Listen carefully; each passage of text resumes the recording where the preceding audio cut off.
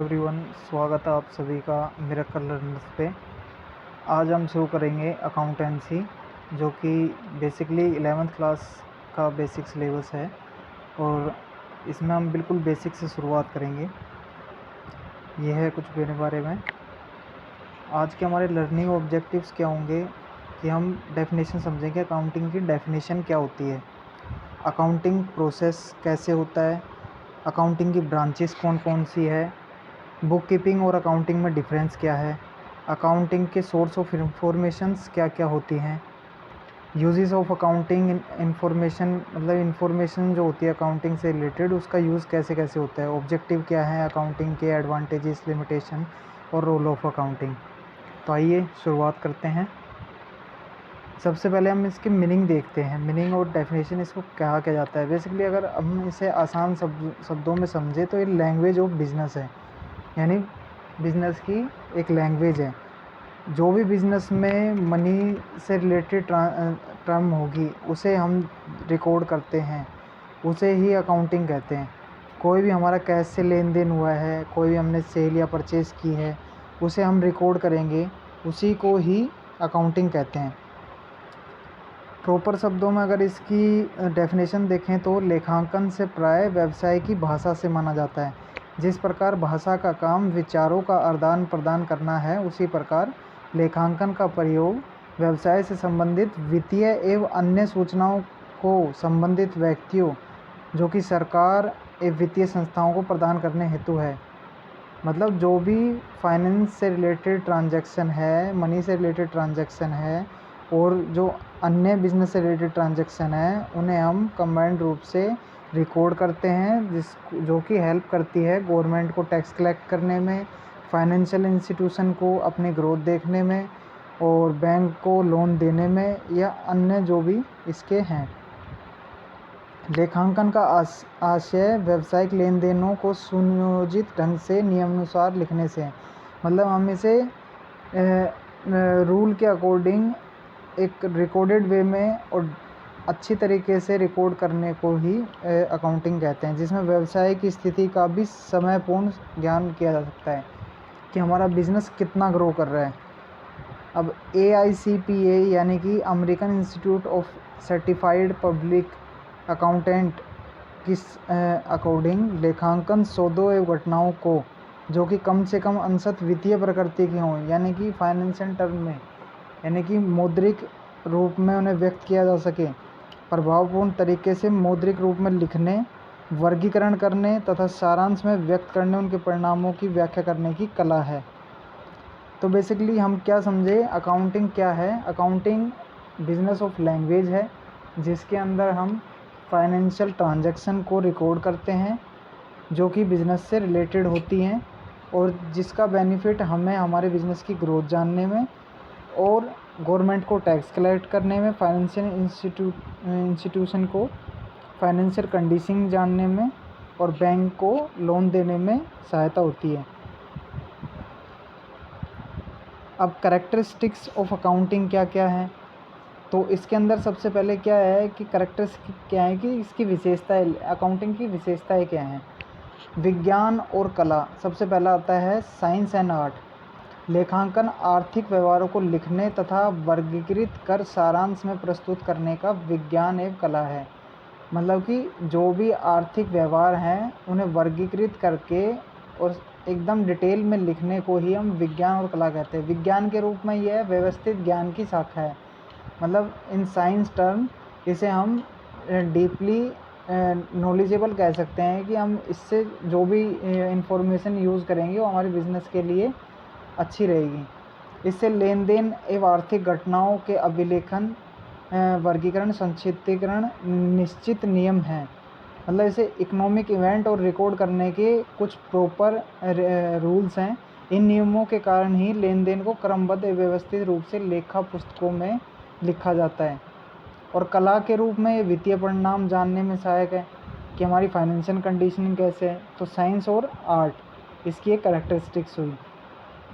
Science कैसे कि हम इसे रूल के अकॉर्डिंग डिवाइड करेंगे और इसे एनालाइज करेंगे और फिर इसे रिकॉर्ड कर देंगे। और आर्ट में देखेंगे तो आर्ट में क्या है कि हम इसका जो एनालाइज करने के बाद में जो इसके परिणाम निकलेंगे, उससे जो जानकारी हमें मिलेगी वो हमारी ग्रोथ में हेल्प करेगी, बिजनेस की ग्रोथ में हेल्प करेगी। उसके बाद में आता है फाइनेंशियल कैरेक्टरिस्टिक्स यानी वित्तीय प्रकृति। लेखांकन का संबंध केवल मौद्रिक यानी कि वित्तीय प्रकृति के व्यवहारों तक ही सीमित है और कोई ट्रांजैक्शन इसमें रिकॉर्ड नहीं की जाती। सिर्फ वित्तीय प्रकृति के ही यानी कि जो कि मौद्रिक यानी मनी टर्म में ही यूज़ हो सकते हैं उसे ही रिकॉर्ड करेंगे।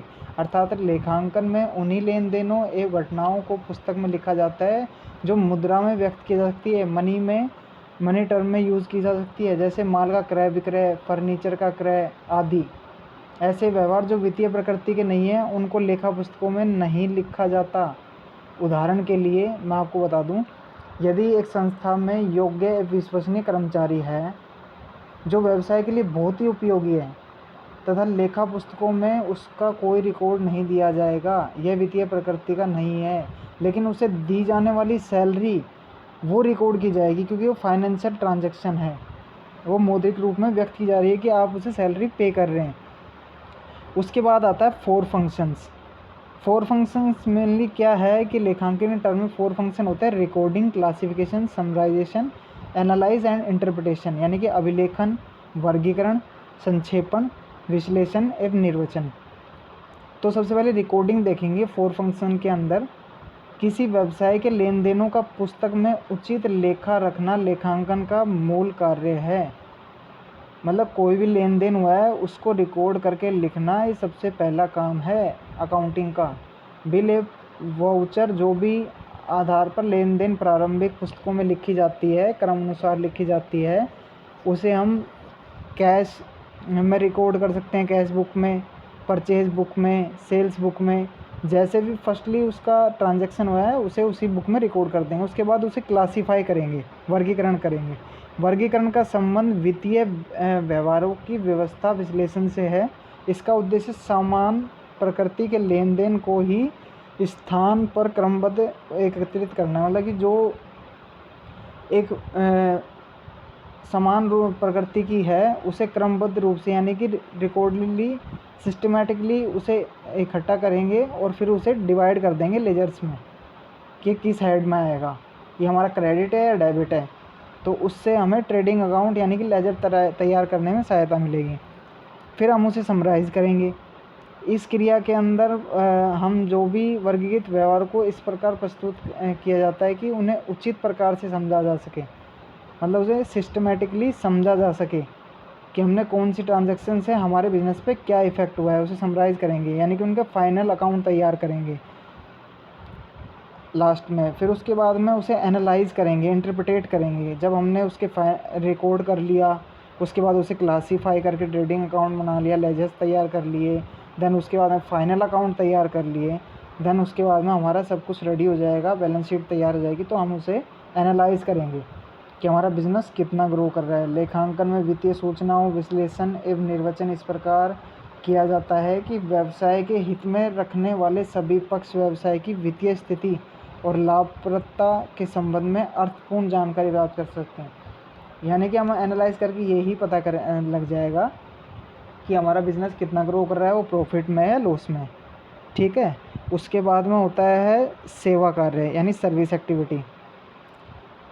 अब इसके अंदर क्या होता है, इसका उद्देश्य मेनली ये होता है व्यवसायिक क्रियाओं के बारे में संबंधित पक्षों को वित्तीय विवरण द्वारा वित्तीय सूचना उपलब्ध कराना।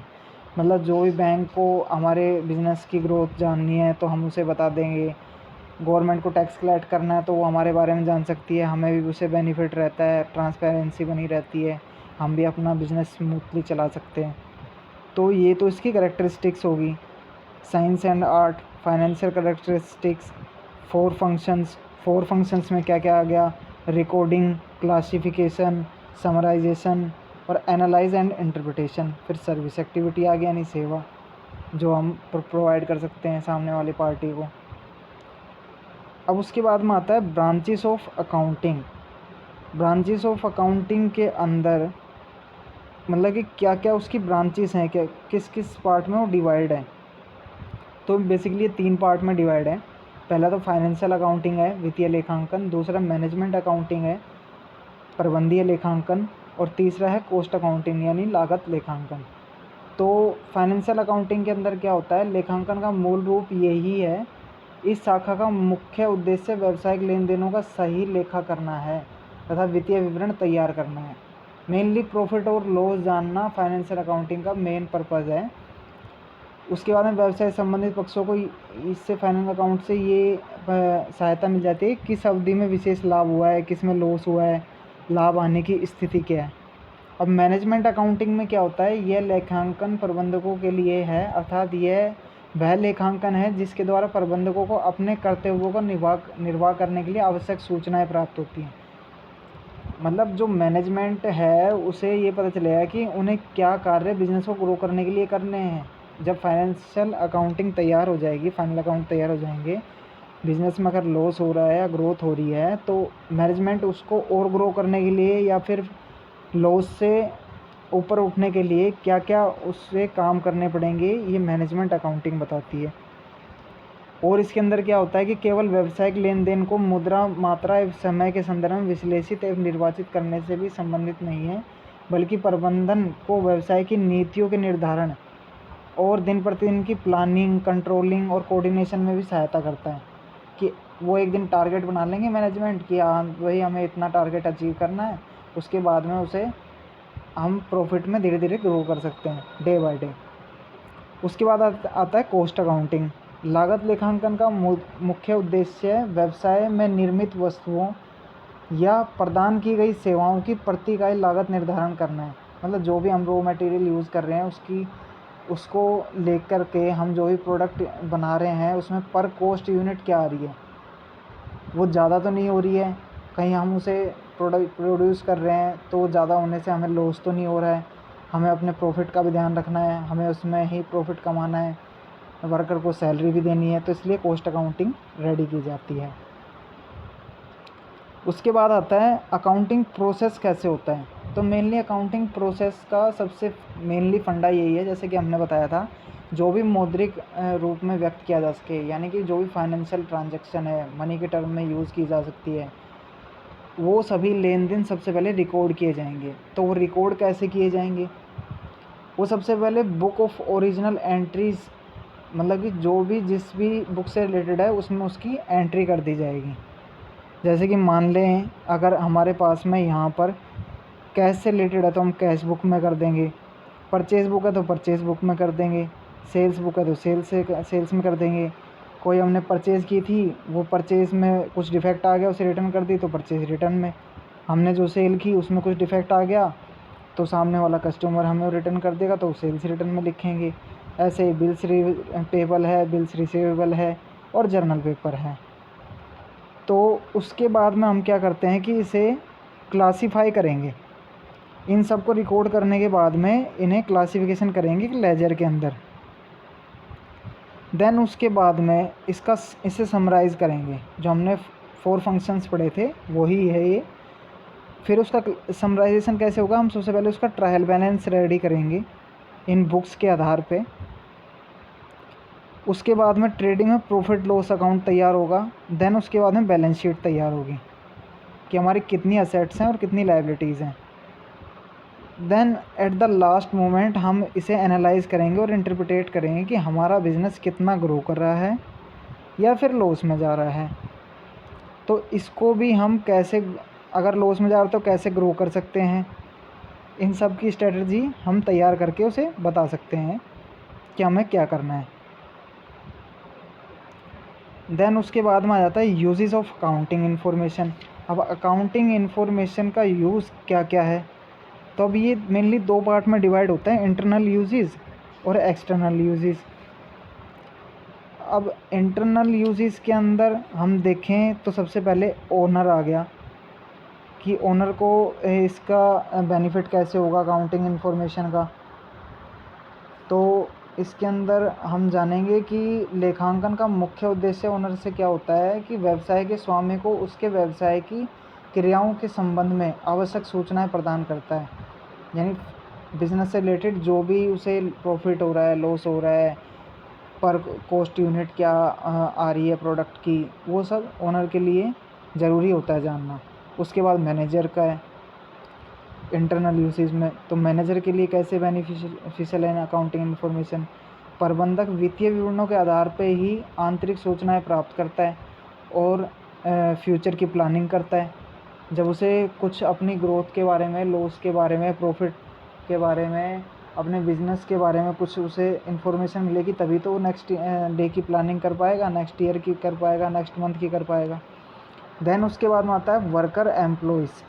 तो ये कर्मचारियों के लिए कैसे बेनिफिशियल है, तो व्यवसाय के कर्मचारी भी लेखांकन सूचनाओं में रुचि रखते हैं, क्योंकि उनका बोनस उसी पे डिपेंड करता है कि जितना ज़्यादा वो ग्रो करेंगे उतना ही उनके बोनस का भी मार्जिन बढ़ेगा, लाभ आधार बढ़ेगा, लेखा द्वारा संस्था द्वारा अर्जित लाभ की जानकारी प्राप्त होगी, उनकी सैलरी भी बढ़ने के चांसेस रहेंगे।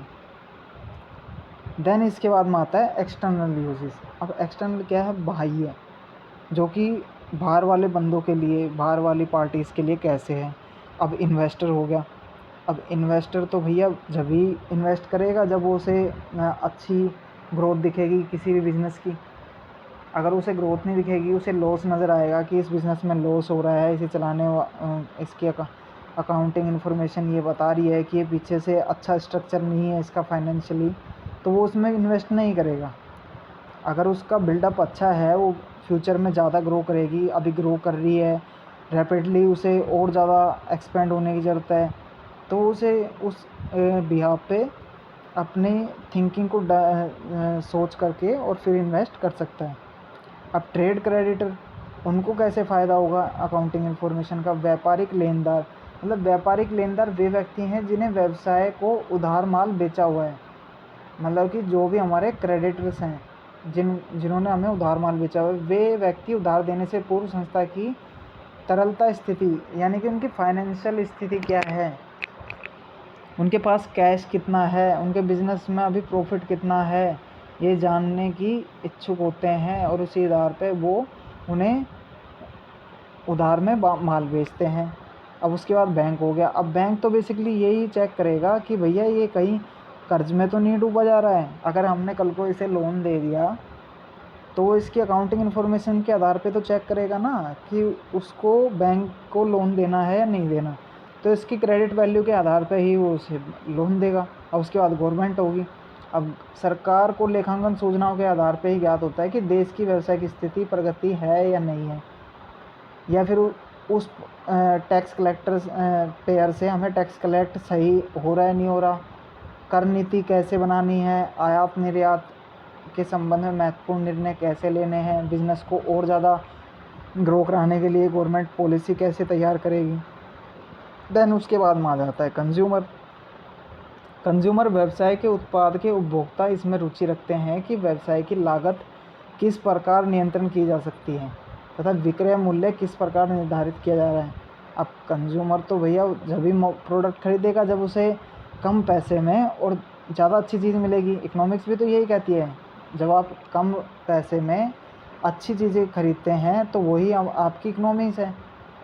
तो कंज्यूमर यही चीज़ देखेगा फाइनेंशियल इन्फॉर्मेशन से कि उसे विक्रय मूल्य क्या पड़ रहा है। अंतवित्तीय सूचनाओं के आधार पर ही वो रुचि रखता है।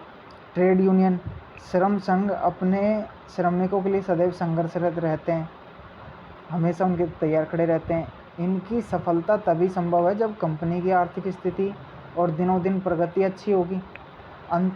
श्रम संघ वित्तीय सूचनाओं के लिए ही उत्सुक होते हैं ताकि वो पता कर सकें कि इसमें हमारे कर्मचारियों को कहीं आगे जाके भविष्य में लॉस तो नहीं होगा। अब इनकम टैक्स डिपार्टमेंट आ गया, अब वो टैक्स कलेक्ट करने के लिए उसके ट्रांजैक्शन देखेगा कि इसे प्रॉफिट हो रहा है तो कहीं ये कम टैक्स तो पे नहीं कर रहा है, तो अकाउंटिंग इन्फॉर्मेशन के आधार पे वो उसे कैलकुलेट कर सकता है। अब ऐसे ही स्टॉक एक्सचेंज हो गया। वित्तीय विवरणों की सहायता से स्टॉक एक्सचेंज द्वारा कंपनी विशेष अंशों का सही मूल्य निर्धारित करने का प्रयास किया जाता है कि उनके शेयर्स का सही मूल्य निर्धारित किया जा सके, उनकी अभी क्रेडिट वैल्यू क्या है। इससे कंपनी की वित्तीय स्थिति का सही अनुमान लगाया जा सकता है। उसके बाद में रिसर्च और फाइनेंशियल एनालिसिस। यानी कि शोधकर्ता और वित्तीय विश्लेषक अपने क्षेत्र से संबंधित शोध विश्लेषण के विशेष सीमित उद्देश्य की पूर्ति। बेसिकली ये है कि जो भी रिसर्चर हैं, जो भी बिज़नेस से रिलेटेड रिसर्च कर रहे हैं, उनको रिसर्च ये अकाउंटिंग इन्फॉर्मेशन उनकी रिसर्च में हेल्प करती है कि बिज़नेस कैसे ग्रो करते हैं, क्या कारण होते हैं कि बिज़नेस लॉस में चले जाते हैं, क्या कारण होते हैं कि बिज़नेस रैपिडली ग्रो कर जाते हैं या फिर धीरे धीरे ग्रो करते हैं, कितना लॉन्ग टर्म उनका बिज़नेस चलेगा। तो ये सब चीज़ें इंटरनल यूजेज और एक्सटर्नल यूजेज में अकाउंटिंग इन्फॉर्मेशन का यूज़ मिलता है। अब ऑब्जेक्ट ऑफ अकाउंटिंग क्या है, अकाउंटिंग के ऑब्जेक्टिव क्या क्या हैं।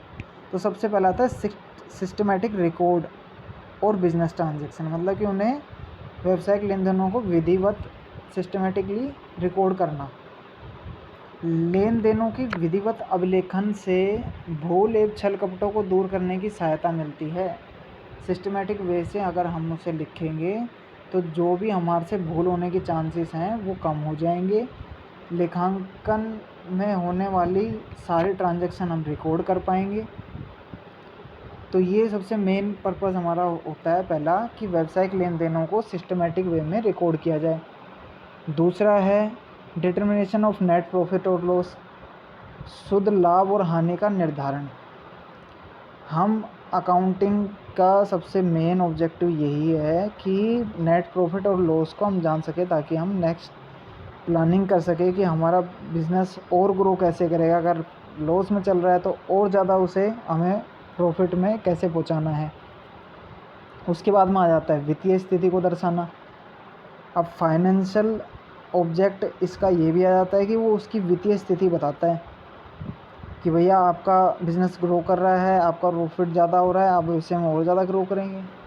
लॉस में जा रहा है तो उसकी फाइनेंशियल पोजीशन बताएगा कि अभी इसमें और इन्वेस्ट की ज़रूरत है, और ज़्यादा इसमें वर्किंग की ज़रूरत है, या फिर इसे किस एस्पेक्ट में ग्रो कराया जा सकता है। उसके बाद में आता है टू प्रोटेक्ट बिजनेस प्रॉपर्टी, व्यावसायिक संपत्तियों को सुरक्षित रखना। लेखांकन व्यवसाय की संपत्तियों को अनुचित एवं अवांछनीय उपयोग से सुरक्षा करता है।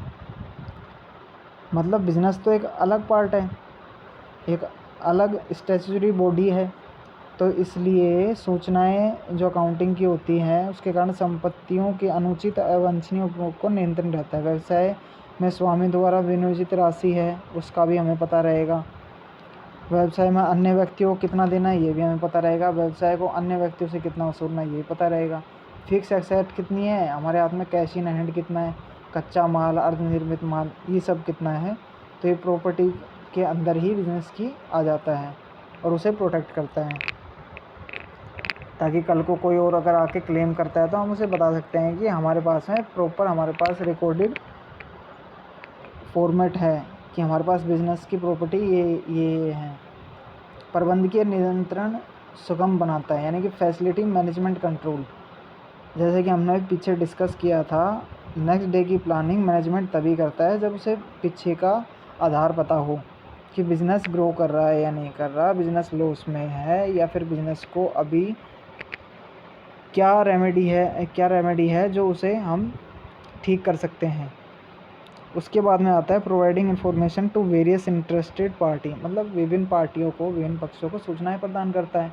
अकाउंटिंग करता क्या है, वही तो है कि बैंक को इन्फॉर्मेशन मिलने में आसानी हो जाएगी, टैक्स कलेक्टर को टैक्स लेने में आसानी हो जाएगी अकाउंटिंग इन्फॉर्मेशन के बेसिस पे, क्रेडिटर्स को हमें माल देने में आसानी हो जाएगी, और वैसे भी हमें पता रहेगा कि हमारी फाइनेंशियल पोजीशन क्या है। तो ये ऑब्जेक्टिव ऑफ अकाउंटिंग है कि उसे सिस्टमेटिक रिकॉर्ड करना, नेट प्रॉफिट और लॉस को जानना, फाइनेंशियल पोजीशन क्या है उसे जानना, उसके बाद में बिज़नेस प्रॉपर्टीज़ क्या क्या हैं उसे जानना, फैसिलिटी मैनेजमेंट कंट्रोल कैसे करेगी, और इन्फॉर्मेशन वेरियस इंटरेस्टेड पार्टी, तो उन्हें कैसे इन्फॉर्मेशन का लाभ मिले। अब एडवांटेजेस क्या क्या हैं, लेखांकन के एडवांटेजेस के बारे में अब हम जानेंगे। मतलब इम्पोर्टेंस फाइनेंशियल इन्फॉर्मेशन, तो बेसिकली वही है कि हम इसके बारे में फाइनेंशियल इन्फॉर्मेशन इसकी जान पाएंगे कि इसकी अभी बिज़नेस में क्या चल रहा है उसके बारे में पता रहेगा, प्रॉफिट में है लॉस है। उसके बाद में आता है रिप्लेस मेमोरी, स्मरण शक्ति का विस्थापन। कोई भी व्यापारी अपने व्यापार से समस्त लेन देनों के मौखिक याद नहीं रख सकता। मतलब हम उसे बिज़नेस की सारी ट्रांजैक्शन को याद थोड़ी रखते हैं, इसलिए हमें उसे रिकॉर्ड कर लेंगे तो उससे हमारा बेनिफिट रहेगा। हमें पता रहेगा कि हमने किस डेट को क्या माल बेचा था या क्या माल ख़रीदा था। अब फैसिलिटी कंपैरेटिव स्टडी, अब हम अपने बिज़नेस को कंपैरेटिवली स्टडी कर सकते हैं कि पिछले साल हमने कितना प्रॉफिट किया या लॉस हुआ और इस साल हमें कितना प्रॉफिट हो रहा है। आय कर या बिक्री कर आदि निर्धारण सुविधा। अब अकाउंटिंग रेडी करने से हमें इस चीज़ की बेनिफिट मिल जाता है कि हम टैक्स हमें कितना पे करना है, इनकम टैक्स कितना पे करना है, सेल्स टैक्स कितना पे करना है, इसे हम इजीली कैलकुलेट कर सकते हैं। हेल्प इन राइजिंग लोन, हमें अपनी अकाउंटिंग अच्छी तरह रिकॉर्डेड वे में, सिस्टमेटिक वे में रखने से हमें लोन लेने में बहुत आसानी होती है, क्योंकि बैंक हमारी फाइनेंशियल कंडीशन देख के ही हमें लोन देता है। बेटर प्रूफ इन कोर्ट, कोई भी हमारे अगेंस्ट में कोई केस हो जाता है या कुछ भी हमारे अगेंस्ट में कोर्ट में कोई नोटिस आ जाता है तो हम उसे एक प्रूफ के तौर में कोर्ट में पेश कर सकते हैं, जो कि लीजिबल माना जाएगा। फैसिलिटीज़ सेल ऑफ बिज़नेस, अब इसके अंदर क्या होता है कि हमें आसानी होती है बिज़नेस जो भी हमने सेल करी है। यदि कोई व्यापारी अपने व्यापार को बेचना चाहता है तो लेखा पुस्तकों द्वारा वास्तविक मूल्य ज्ञात कर सकता है उसका। मतलब उसे पता होगा कि इन बुक्स के आधार पे इसकी अभी हाल फिलहाल में कितनी फाइनेंशियल कंडीशन है और कितनी इसकी वैल्यू बची हुई है। इंसॉल्वेंट में ये हेल्पफुल है। यदि कोई व्यापारी दिवालिया घोषित कर दिया गया तो उसका हिसाब किताब उचित विधि द्वारा रखा गया तो न्यायालय भी उसकी सहायता करता है इंसॉल्वेंसी में, कि भैया हम तुम्हें परेशान नहीं करेंगे, तुम आराम से इंसॉल्वेंटी दिवालिया घोषित हो सकते हो, लेकिन आपकी बुक सिस्टमेटिक वे में रिकॉर्ड होनी चाहिए। हेल्पफुल इन पार्टनरशिप, अब पार्टनरशिप में भी ये हेल्पफुल है। लेखांकन से साझेदारी में भी अनेक लाभ होते हैं, जैसे कि फर्म में प्रवेश करने वाले साझेदार को फाइनेंशियल कंडीशन पता होगी, फर्म की वित्तीय स्थिति की जानकारी होगी। साझेदार अवकाश ग्रहण करने या मृत्यु के बाद में जो भी उसकी प्रॉफिट होगा हम उसे दे सकते हैं। फर्म की प्राप्ति, साझेदारी में लेन देनों का निपटारा भी इन बुक्स के अकॉर्डिंग हम कर सकते हैं। अब उसके बाद में इफ़ेक्टिव मैनेजमेंट, अब इफ़ेक्टिव मैनेजमेंट में क्या होता है, हम नेक्स्ट डे की प्लानिंग कर सकते हैं, अपने मैनेजरियल डिसीजन ले सकते हैं कि हमें आगे और कैसे ग्रो करना है। तो ये सब चीज़ें इसमें आ जाती हैं। अब आगे देखते हैं एडवांटेजेस ऑफ अकाउंटिंग के बाद में हमारा आ गया लिमिटेशन ऑफ अकाउंटिंग। अब इसके अंदर क्या होता है लिमिटेशन ऑफ अकाउंटिंग में, इसकी लिमिट्स क्या क्या हैं। वित्तीय लेखांकन पूर्णतः निश्चित नहीं है, मतलब financial accounting is not fully exact. ये कहता है कि वित्तीय लेखांकन में कुछ लेखा जोखा वास्तविक लेन देनों व घटनाओं पर आधारित होते हैं, जैसे रोकड़ की प्राप्तियां, भुगतान व संपत्ति के क्रय विक्रय संबंधित। परंतु वित्तीय लेखांकन में लाभ आने का निर्धारण करने में कुछ अनुमानों का भी प्रयोग करना पड़ता है, जैसे कि संपत्ति का जीवन काल क्या है, हमारे पास फिक्स असेट है तो वो कितने टर्म तक चलेगी, देनदारों संबंध, ऋण पत्र, रकम, किसी विशेष विकल्प को अपनाना काफ़ी कुछ लेखाकार मतों पर निर्भर करता है। तो ये एग्जैक्ट इन्फॉर्मेशन फुली नहीं देता, हमें एग्जैक्टली फुल इन्फॉर्मेशन नहीं देता है। दूसरा क्या है, दूसरा आता है इसका वित्तीय लेखांकन यह प्रकट नहीं करता कि व्यवसाय को बेचने की दशा में क्या मूल्य प्राप्त होगा। अब ये कहता है कि इसकी एक साइड ये भी सोच है कि लेखांकन इस धारणा के आधार पर लेखा जोखा तैयार करता है कि व्यापार दीर्घकाल अवधि के लिए चालू किए जाते हैं। अंतस्थायी संपत्तियों को जो व्यापार अपने प्रयोग के लिए प्राप्त करता है बहियों में उनकी लागत पर ही दिखाया जाता है, ना कि उस मूल्य पर जो बेचकर प्राप्त होगी। मतलब उन्हें जब तक उसी मूल्य पर दिखाया जाएगा जब तक कि बिजनेस चलता रहेगा जो कि हमने परचेज़ की थी। तो ये चीज़ होगी। थर्ड वन होगी कि वित्तीय लेखांकन व्यवसाय से संबंधित सभी समझ सूचनाएं प्रदान नहीं करता, मतलब ये हर एक इन्फॉर्मेशन ये उससे नहीं करता, केवल वही इन्फॉर्मेशन देगा जो मुद्रा में प्रकट की जा सकती है, यानी फाइनेंशियल टर्म में यूज़ होती हैं, वही इन्फॉर्मेशन मिलेगी। Accounting statement are not fully accurate, अब कहता है कि अकाउंटिंग स्टेटमेंट फुली एक्यूरेट नहीं होती हैं। लेखांकन को विधि द्वारा लेन देनों का लेखा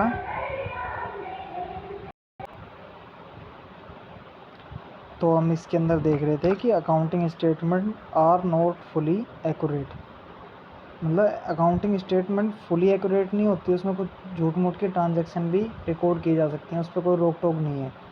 आज ऐसे व्यक्ति को कमी नहीं है कि जो लेखा जोखा में असत्य लेखों को समावेश करने में, झूठे वित्तीय विवरण तैयार करने में, विंडो ड्रेसिंग करने में नहीं है। मतलब बहुत से ऐसी पार्टीज़ हैं, बहुत करते हैं, तो ये एक्यूरेट नहीं होते। रिकॉर्डिंग ऑफ हिस्ट्री डाटा, अब रिकॉर्डिंग ऑफ हिस्ट्री डाटा का क्या है कि वित्तीय लेखांकन में ऐतिहासिक आधार पर, यानी कि घटनाओं के घटित होने पर ही अभिलेखन किया जाता है। इस प्रकार यह लेखांकन व्यावसायिक लेन देनों का पोस्टमार्टम अभिलेख ही प्रस्तुत करता है, मतलब जो घटनाएं घटी हैं उनका ही पता रहेगा।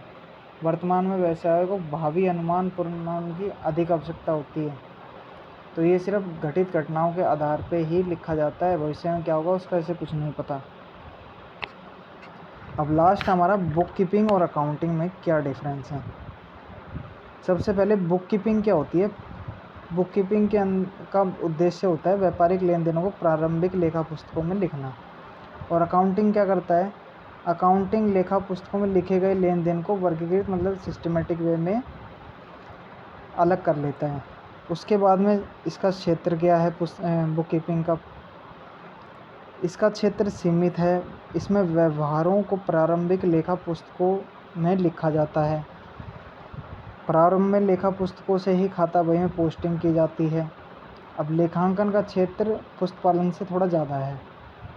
इस बुक कीपिंग के आधार पे ही इसमें एडजस्टमेंट की जाती हैं, तैयार किए जाते हैं बुक्स, लेकिन इसका एरिया वास्ट है।